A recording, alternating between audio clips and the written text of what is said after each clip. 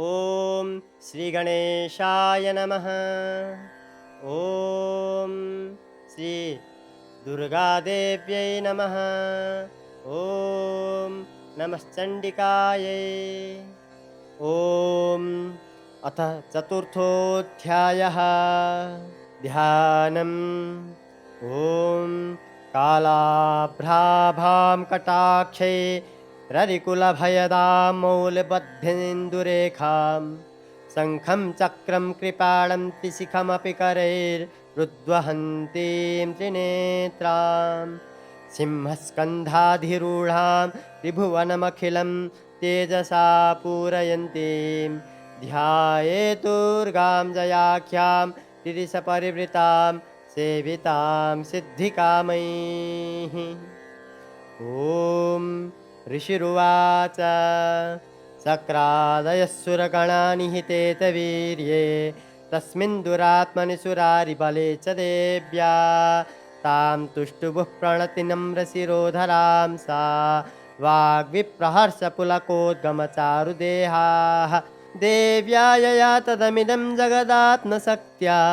निःशेषदेवगणशक्तिसमूहमूर्त्या तामम्बिकामखिलदेवमहर्षिपूज्यां भक्त्या नतास्म विदधातु शुभानिशानः यस्या प्रभावमतुलं भगवाननन्तो ब्रह्महरस्य न हि वक्तुमलं बलं च सा चण्डिकाखिलजगत्परिपालनाय नाशाय चाशुभवश्यमतिं करोतु या श्री स्वयं सुकृतिनां भवनेष्वलक्ष्मीः पापात्मनां कृतधियां हृदयेषु बुद्धिः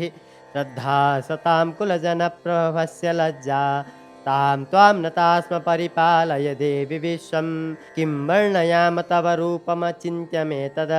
किं चातिवीर्यमसुरक्षयकारि भूरि किं चाहवेषु चरितानि तवद्भुतानि सर्वेषु देव्यसुरदेवगणादिकेषु हेतुः समस्तजगतां त्रिगुणापि दोषैः न ज्ञायसे हरिहरादिविरप्यपारा सर्वाश्रयाखिलमिदं जगदं सभूता अव्याकृता हि परमा प्रकृतिस्त्वमाद्या यस्या समस्तसुरतां समुदीरणेन तृप्तिं प्रयाति सकलेषु मुखेषु देवी स्वाहा शिवे पितृगणस्य तृप्तिहेतुरुच्चार्यसे त्वमत एव जनेष्वधा च या मुक्तिहेतुरविचिन्त्य महाव्रता त्वम् अभ्यस्यसे सुनियतीन्द्रियतत्त्वसारैः मोक्षार्थिभिर्मनुभिरैस्तसमस्तदोषैः विद्यासि सा भगवती परमा हि देहि या मुक्तिहेतुरविचिन्त्य महाव्रता त्वम् अभ्यस्यसे सुनियतेन्द्रियतत्त्वसारैः मोक्षार्थिभिर्मुनिभिरस्तसमस्तदोषैः विद्यासि सा भगवती परमा हि देवी शब्दात्मिका सुविमलर्यजुषां निधान मुद्गीरथम्यपदवाठवतां च साम्नां देवी त्रयी भगवती भवभावनाया वार्ता च सर्वजगतां परमार्त्रिहन्ते मेधासि देवी विदिताखिलशास्त्रसारा दुर्गासि दुर्गभवसागरनौरसङ्गा श्रीकैटवारहृदयैककृतादिवासा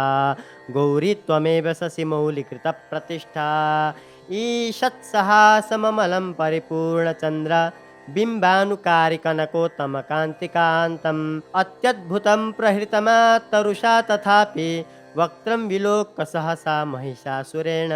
दृष्ट्वा तु देवि कुपितं भ्रुकुटीकराल मुद्यच्च शाङ्कसदृशच्छ विषयन्न सद्यः प्राणान् मुमोच महिषस्तदीव चेत्रं कैर्जीव्यते हि कुपितान्तकदर्शनेन देवे प्रसीद परमा भवते भवाय सद्यो विनाशयसि कोपवती कुलानि विज्ञातमेतदधुनैव यदस्तमेतन् नीतं बलं सुविपुलं महिषासुरस्य ते सम्मता जनपदेषु धनानि तेषां यशांसि न च सीदति धर्मवर्गः धन्यास्त एव निवृत्तात्मज भृत्यदारा येषां सदाभ्युदयदा भवति प्रसन्ना धर्म्याणि देवि सकलानि सदैव कर्माणि अद्यादृतः प्रतिदिनं सुकृति करोति स्वर्गं प्रयाति च ततो भवति प्रसादात् लोकत्रयेऽपि फलदाननुदेवि तेन दुर्गे स्मृता हरसि भीतिमशेषजन्तोः स्वस्ति स्मृता मतिमतीव शुभां ददासि दारिद्र्यदुःखभयहारिणिका त्वदन्या सर्वोपकारकरणाय सदार्द्रचित्ता एभिर्हते जगदुपैति सुखं तथैते कुर्वन्तु नाम नरकाय चिराय पापं सङ्ग्राममृत्युमधिगम्य दिवं प्रयान्तु मत्वेति नूनमहितान् विनिहंसि देवी दृष्ट्वैव किं न भवति प्रकरोति भस्म सर्वासुरा नरसि यत्प्रहिणोषि शस्त्रं लोकान् प्रयान्ति रिपवोऽपि हि शस्त्रपूता इत्थं मतिर्भवति तेष्वपि तेति साध्वी खड्गप्रवानिकर विस्फुरणैस्तथोग्रैः शूलाग्रकान्तिनिवहेन दिशोऽसुराणां यन्नागता विलयमं सुमदिन्दुखण्ड यो ज्ञाननं तव विलोकयतां तदेतत् दुर्वृत्तवृत्तसमनं तव देवि शीलं रूपं तथैतदविचिन्त्यमतुल्यमन्यैः वीर्यं च हन्त्रिहृतदेव पराक्रमाणां वैरिष्वपि प्रकृतैवितया त्वयेत्थं केनोपमा भवतु तेस्य पराक्रमस्य रूपं च शत्रुभयकार्यातिहारि कुत्र चित्ते कृपा समरुनिष्ठुरता च दृष्टा त्वय्येव देवि वरदे भुवनत्रयेऽपि त्रैलोक्यमेतदखिलं रिपुनाशनेन त्रातां त्वया समरमूर्धनि तेऽपि हत्वा नीतादिवं रिपुगणभयमप्यपास्तम् अस्माकमुन्मतसुरारिभवं नमस्ते शूलेन पाहि नो देवी पाहि खड्गेन चाम्बिके घण्टास्वनेन च पाहि चापज्ञानेश्वनेन च प्राच्यां रक्ष प्रतीच्यां च चण्डिके रक्ष दक्षिणे ब्राह्मणेनात्मशूलस्य उत्तरस्यां तथेश्वरे सौम्यानि यानि रूपाणि त्रैलोक्ये विचरन्ति ते यानि चात्यर्थघोराणि ते रक्षास्मास्तथा भुवन् खड्गशूलगदादीनि यानि चास्त्राणि तेऽम्बिके करपल्लवसङ्गीनि तैरस्मान् रक्ष सर्वतः ऋषिरुवाच एवं स्तुतासुरैर्दिव्यैः कुसुमैर्नन्दनोद्भवैः अर्चिता जगतां धात्रे तथा गन्धानुलेपनैः भक्त्या समस्तैस्त्रिदशैर्दिव्यधूपैस्तु धूपिता प्राह प्रसादसुमुखे समस्तान् प्रणतान् सुरान् देव्योवाच प्रियतां त्रिरसा सर्वे यदस्मत्तोऽभिवाञ्छितं देवा ऊचुः भगवत्या कृतं सर्वं न किञ्चिदवशिष्यते यदयं निहतः शत्रु अस्माकं महिषासुरः यदि चापि वरो देयः त्वयस्माकं महेश्वरी संस्मृता त्वं नो हिंसेथा परमापदः यश्च मर्त्यस्तवैरेभि त्वां स्तुष्यत्यमलानने तस्य वित्तर्दिवि भवैः धनदारादिसम्पदां वृद्धये स्मत्प्रसन्ना त्वं भवेथा सर्वदाम्बिके ऋषिरुवाच इति प्रसादिता देवैर्जगतोऽर्थे तथात्मनः तथेत्युक्ता भद्रकाले बभूवान्तर्हिता नृप इत्येतत्कथितं भूप सम्भूता सा यथा पुरा देवी देवशरीरेभ्यो जगत्त्रयहितैषिणी पुनश्च गौरीदेहात् सा समुद्भूता यथाभवत् वधाय दुष्टदैत्यानां तथा शुम्भनिशुम्भयोः रक्षणाय च लोकानां देवानामुपकारिणी तच्छृणुष्व मया ख्यातं यथावत् कथयामि ते रक्षणाय च लोकानां देवानामुपकारिणी तच्छृणुष्व मया ख्यातं यथावत् कथयामि ते ह्रीं ॐ इति श्रीमार्कण्डेयपुराणे सावर्णिके मन्वन्तरे देवी महात्म्ये शक्रादिस्तुतिर्नाम चतुर्थोऽध्यायः। ॐ श्रीदेव्यार्पणमस्तु। ॐ श्रीजगदम्बिकार्पणमस्तु। ॐ अथ पञ्चमोऽध्यायः विनियोगः। ॐ अस्य श्री उत्तरचरित्रस्य रुद्रर्षिः महासरस्वती देवता अनुष्टुप्छन्दः भीमाशक्तिः भ्रामरी बीजं सूर्यस्तत्त्वं सामवेदः स्वरूपं महासरस्वती प्रीत्यर्थे उत्तरचरित्रपाठे विनियोगः ध्यानं घण्टाशूलहलानि शङ्खमुसले चक्रं धनुस्सायकं हस्ताब्जैर्ददतिं घनान्तविलसत् सीतांसि तुल्यप्रभां गौरीदेहसमुद्भवां त्रिजगताम् आधारभूतां पूर्वामत्स सरस्वतीमनुभुजे शुम्भादिदैत्यार्दिनीम् ॐ क्लीं ऋषिरुवाच पुरा शुम्भनिशुम्भाभ्याम् असुराभ्यां सचीपतेः त्रैलोक्यं यज्ञभागश्च हृता मदबलाश्रयात् तावेव सूर्यतां तद्वा तधिकारं तथैन्दवं कुबेरमथयाम्यं च चक्राते वर्णस्य च तावेव पवनर्धीं च चक्रतुर्वह्निकर्म च ततो देवा विनिर्धूता भ्रष्टराज्यावराजिताः हृताधिकारास्त्रिदशा ताभ्यं सर्वे निराकृताः महाशूराभ्यां तां देवीं संस्मरन्त्यपराजितां ते अस्माकं वरो दत्तो यथा पत्सु स्मृताखिलाः भवतां नाशयिष्यामि तत्क्षणात् परमापदः इति कृत्वा मतिं देवा हिमवन्तं नगेश्वरं जुग्मुस्तत्र ततो देवी विष्णुमायां प्रतुष्टुवुः देवा ऊचुः नमो देव्यै महादेव्यै शिवायै सततं नमः नमः प्रकृतिभद्रायै नियता प्रणतास्मतां रौद्रायै नमो नित्यायै गौरीर्धात्रै नमो नमः ज्योत्स्नायै चिन्दुरूपिण्यै सुखायै सततं नमः कल्याण्यै प्रणतां वृद्ध्यै सिद्ध्यै कूर्मो नमो नमः नैऋत्यै भूभृतां लक्ष्म्यै सर्वाण्यै ते नमो नमः दुर्गायै दुर्गपारायै सारायै सर्वकारिण्यै ख्यात्यै तथैव कृष्णायै धूम्रायै सततं नमः अतिसौम्यातिरौद्रायै नतास्तस्यै नमो नमः नमो जगत्प्रतिष्ठायै देव्यै कृत्यै नमो नमः या देवी सर्वभूतेषु विष्णुमायेति शब्दिता नमस्तस्यै नमस्तस्यै नमस्तस्यै नमो नमः या देवी सर्वभूतेषु चेतनेत्याभिधीयते नमस्तस्यै नमस्तस्यै नमस्तस्यै नमो नमः या देवी सर्वभूतेषु बुद्धिरूपेण संस्थिता नमस्तस्यै नमस्तस्यै नमस्तस्यै नमो नमः या देवी सर्वभूतेषु निद्रारूपेण संस्थिता नमस्तस्यै नमस्तस्यै नमस्तस्यै नमो नमः या देवी सर्वभूतेषु क्षुधारूपेण संस्थिता नमस्तस्यै नमस्तस्यै नमस्तस्यै नमो नमः या देवी सर्वभूतेषु छायारूपेण संस्थिता नमस्तस्यै नमस्तस्यै नमस्तस्यै नमो नमः या देवी सर्वभूतेषु शक्तिरूपेण संस्थिता नमस्तस्यै नमस्तस्यै नमस्तस्यै नमो नमः या देवी सर्वभूतेषु कृष्णरूपेण संस्थिता नमस्तस्यै नमस्तस्यै नमस्तस्यै नमो नमः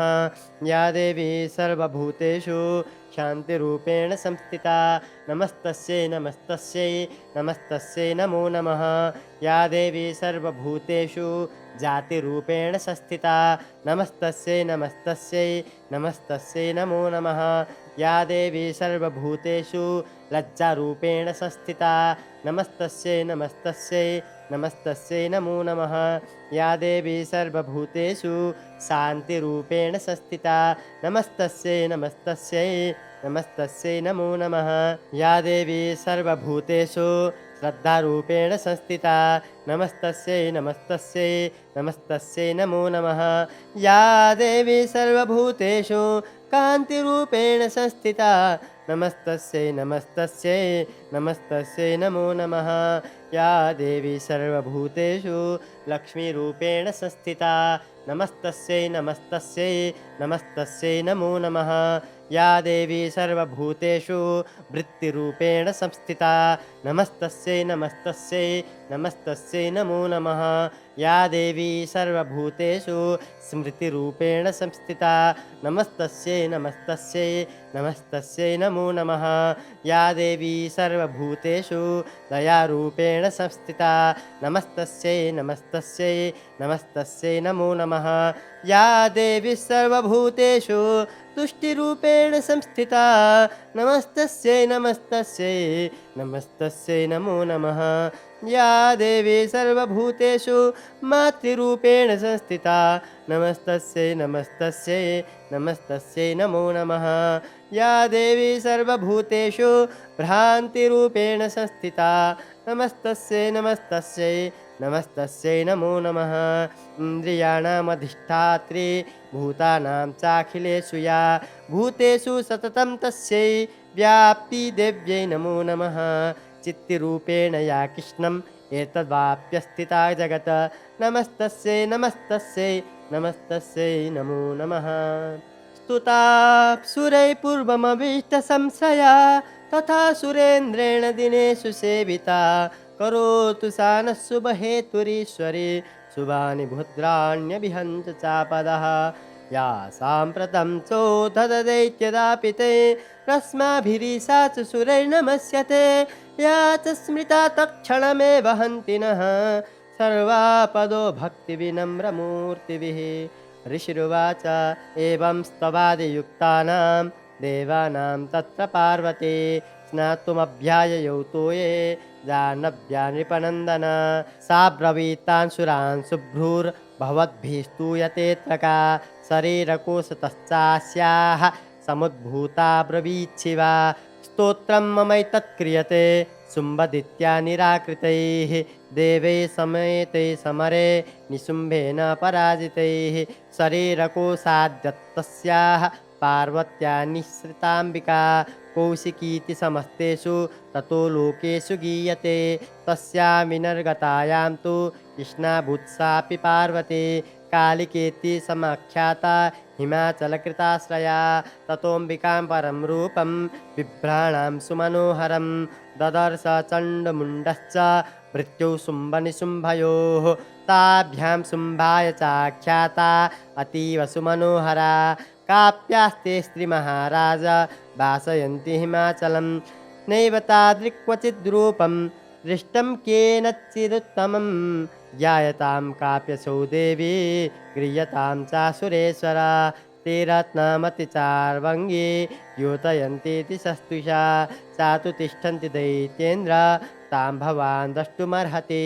यानि रत्नानि मणयो गजस्वादीनि वै प्रभो त्रैलोक्ये तु समस्तानि साम्प्रतं भान्ति ते गृहे। ऐरावत समानीतो गजरत्नं पुरन्दरात् पारिजाता तुरश्चायां तथैवोच्चैस्रवाहयः विमानं हंससंयुक्तम् एतत्तिष्ठति तेऽङ्गणे रत्नभूतमिहानीतं यदासीद्वेदसोद्भुतं निधिरेश महापद्मः समानीतो धनेश्वरात् किञ्जल्किनीं तदौ चाब्धिर्मालामम्लानपङ्कजां छत्रं ते वरुणं गेहे काञ्चनस्त्रावितिष्ठति तथायं स्यन्दनवरो यः पुरासीत् प्रजापतेः मृत्योरुत्क्रान्तिदा नाम शक्तिरीशत्वया हृता पाशसलीलराजस्य भ्रातुस्तव परिग्रहे निशुम्भस्याब्धिजाताश्च समस्ता रत्नजातयः वह्निरपि ततौ तुभ्यम् अग्निशौचे स वाससि एवं दैत्येन्द्ररत्नानि समस्तान्याहृतानि ते स्त्रीरत्नमेष कल्याणी त्वया कस्मान्न गृह्यते। ऋषिरुवाच निशम्येति वचः शुम्भः स तदा चण्डमुण्डयोः प्रेषयामास सुग्रीवं दूतं देव्या महासुरम् इति चेति च वक्तव्या सा गत्वा वचनान् मम यथा चाभ्येति सम्प्रीत्या तथा कार्यं त्वया लघु स तत्र गत्वा यत्रास्ते शैलोदेशेति शोभने सा देवी तां ततः प्राह लक्ष्मं मधुरया गिरा। दूत उवाच देवी दैत्येश्वरः शुम्भ त्रैलोक्ये परमेश्वरः दूतोऽहं प्रेषितस्तेन त्वत्सकाशमह्यागतः अव्यहातज्ञ सर्वासु यः सदा देवयोनिषु निर्जिताखिलदैत्यारिः स यदाह शृणुष्व तत मम त्रैलोक्यमखिलं मम देवावसानुगाः यज्ञभागनहं सर्वा नुपश्नामि पृथक् पृथक् त्रैलोक्ये वररत्नानि मम वश्यान्यशेषतः तथैव गजरत्नं च हृत्वा देवेन्द्रवाहनं क्षीरोदमथनोद्भूतम् अश्वरत्नं ममामरैः उच्चैस्रवससंज्ञं तत् प्रणिपत्य समर्पितम् यानि चान्यानि देवेषु गन्धर्वेषु रगेषु च रत्नभूतानि भूतानि तानि मय्येव शोभने श्रीरत्नभूतां त्वां देवी लोके मन्यामहे वयं सा त्वमस्मानुपागच्छ यतो रत्नभुजो वयं मां वा ममानुजं वापि निशुम्भमुरविक्रमं भज त्वं चञ्चलापाङ्गे रत्नभूतासि वै यतः परमैश्वर्यमतुलं प्राप्स्यसे मत्परिग्रहात् एतत् बुद्ध्या समालोच्य मत्परिग्रहतां व्रज ऋषिरुवाच इत्युक्ता सा तदा देवी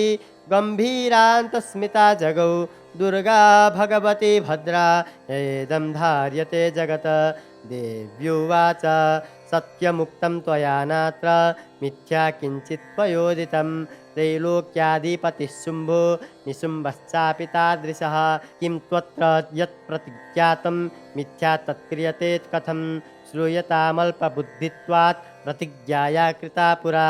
यो मां जयति संग्रामे यो मे दर्पं व्यपोहति यो मे प्रतिबलो लोके समे भर्ता भविष्यति तदा गच्छतु सोऽम्भोऽत्र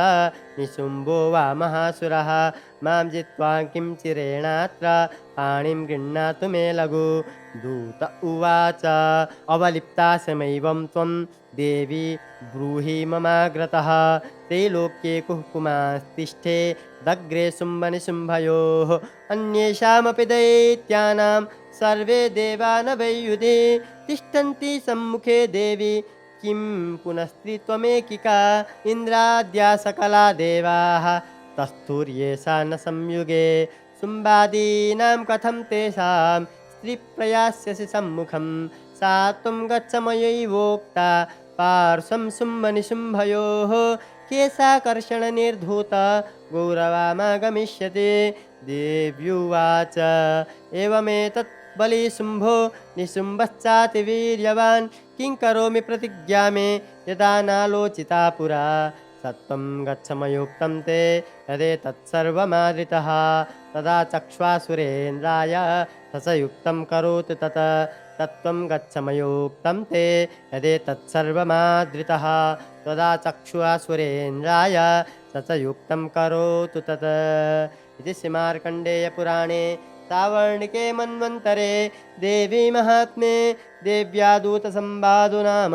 पञ्चमोऽध्यायः। ॐ देव्यार्पणमस्तु। ॐ श्रीजगदम्बिकार्पणमस्तु।